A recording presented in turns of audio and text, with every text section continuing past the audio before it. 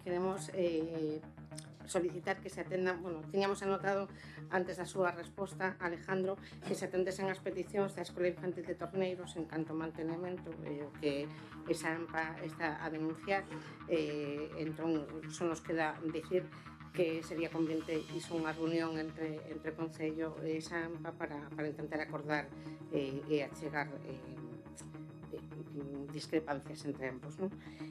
Tamén queríamos nun rogo que se plantee poñer remedio aos laterais da cuberta da marquesina do Díaz Pilamanso, porque a que se puso agora, que está ben, porque polo menos teñen onde coixarse, con respecto ao que había anteriormente, non ten cubertos os laterais, coa chova, co vento, os rapaces metense ali debaixo e mollanse igual.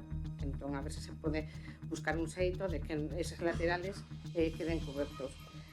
Despois, en preguntas, queríamos, antes de nada, preguntar que tal, dado un accidente que tuvo unha patrulla da policía local a finais justo despois do pleno do ano pasado, no último pleno de decembro. Primeiro, se sufriron algún dano persoal os ocupantes.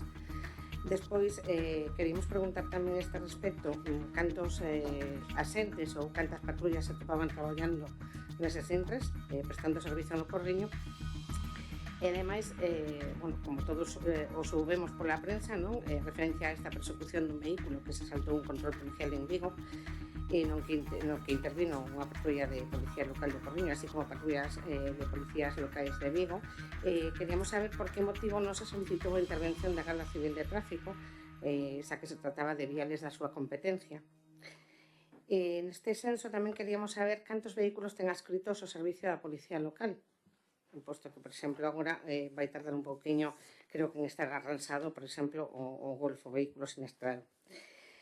Tamén queríamos preguntar se teñen pensado repoñer a marquesina do templete pola que realmente corresponde o diseño original de Antonio Palacios, se vai facer algún tipo de arranso nese sentido ou se vai quedar esta mesma marquesina que se puso agora e que non se corresponde con modelo inicial. Tamén, en vista do decreto asinado 22 de 1 de 2025 recoñecendo unha ocupación de vía pública nunhas obras dunha vivenda de Arrocha de Atios, queríamos preguntar se realizou a inspección urbanística solicitada no anterior pleno de decembre.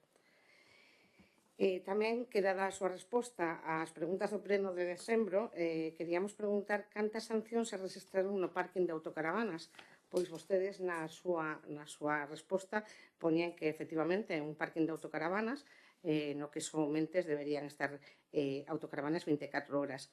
Neste parking de autocaravanas non se está levando ningún tipo de control, hai tanto vehículos como caravanas que nin teñen correspondente cartón das 24 horas nin nada polo estilo.